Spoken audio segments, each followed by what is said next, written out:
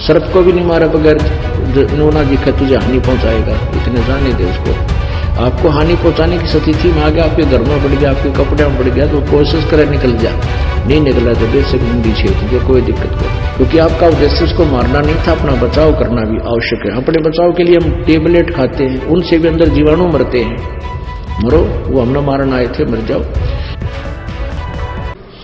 न्योड़ी नाद सुभान गति, ये लड़े भुजंग हमेश, जड़ी जान जगदीश है, विष नहीं व्यापै शेषु।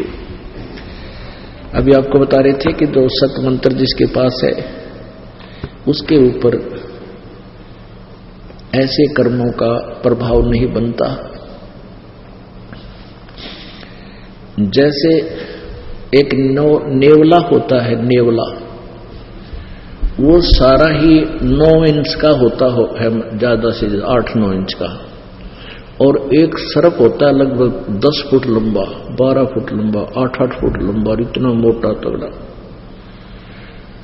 आपने देखा भी होगा, सुना भी होगा कि सर्प को नेवला मार देता है, और कितना अंतर है उनकी शक्ति में।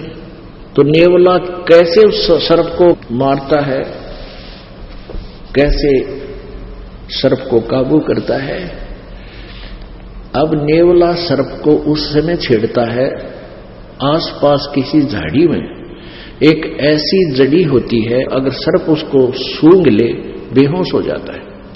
तो नेवला क्या करता है, उस जड़ी को सूंघ आता है, यानी उसको अपने श्वासों के द्वारा उसकी महक को अंदर भर लेता है, और फिर सर्प के सामने आकर आमने सामने करता है लड़ने के लिए, और उसके सामने आकर न्यू कर देता है।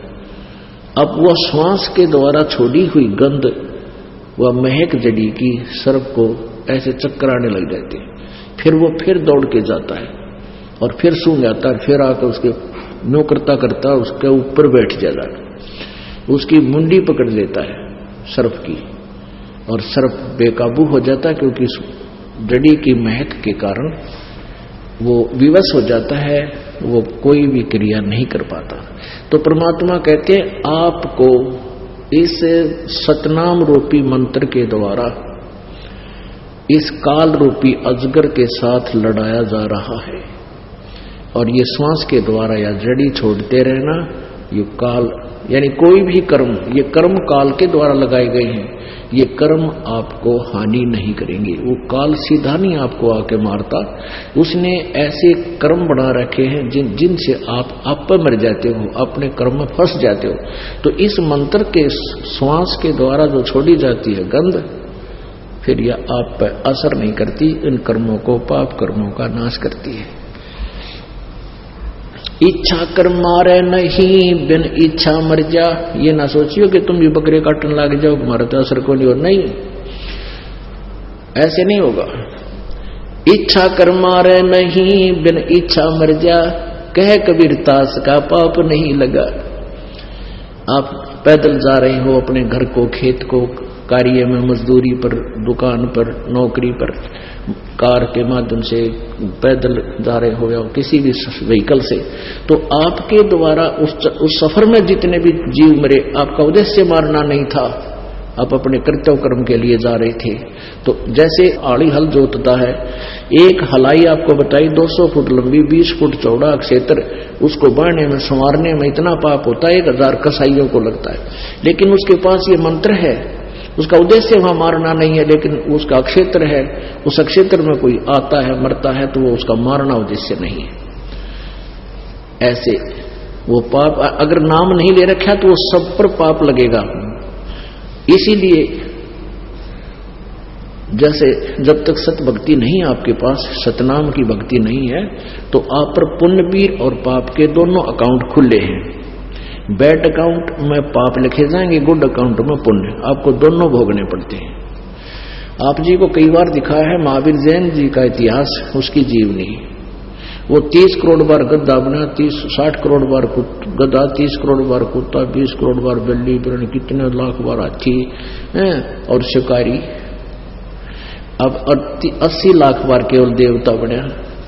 अब वो इतने पाप क्यों, इतने दुख क्यों भोगे पशुओं पक्षियों के? क्योंकि वो पाप भी भोगे और पुण्य भी भोगे।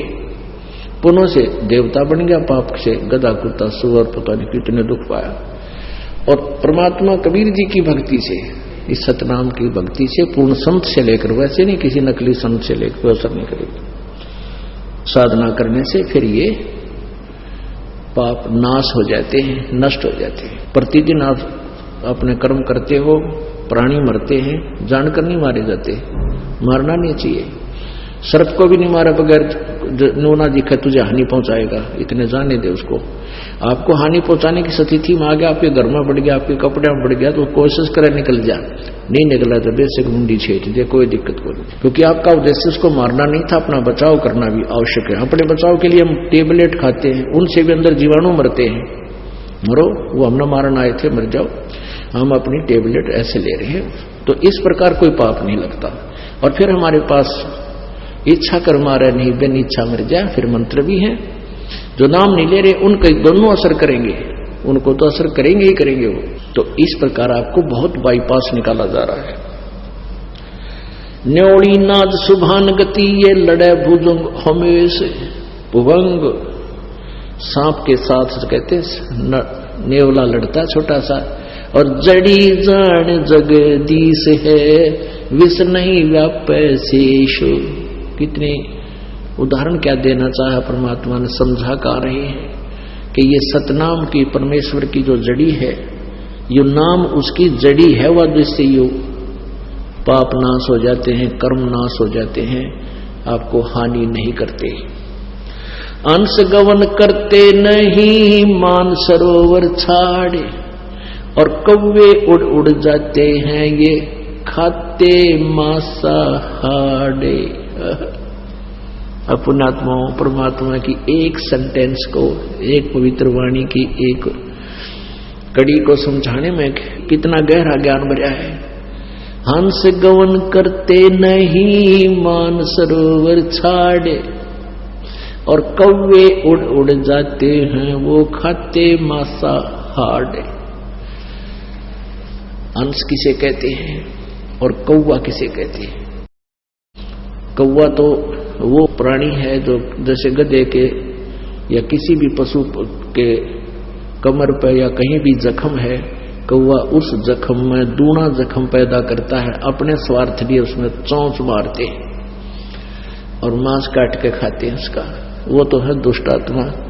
ऐसे कर्म जो करते हैं, दुखी को दुखी करते हैं, वो इंसान कौवे जैसे हैं, वो टिक नहीं सकते। और हंस जो होते हैं, हंस वो होते हैं जो मांस नहीं खाते, केवल मोती खाते हैं।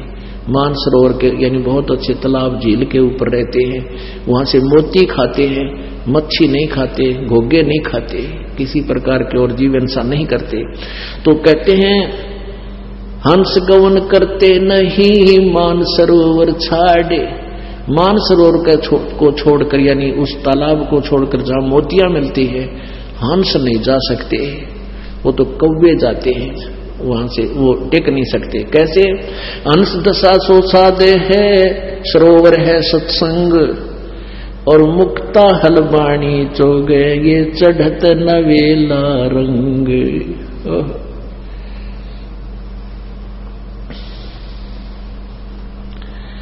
हंस दशा तो संत हैं, भक्त हैं, और सरोवर है सत्संग।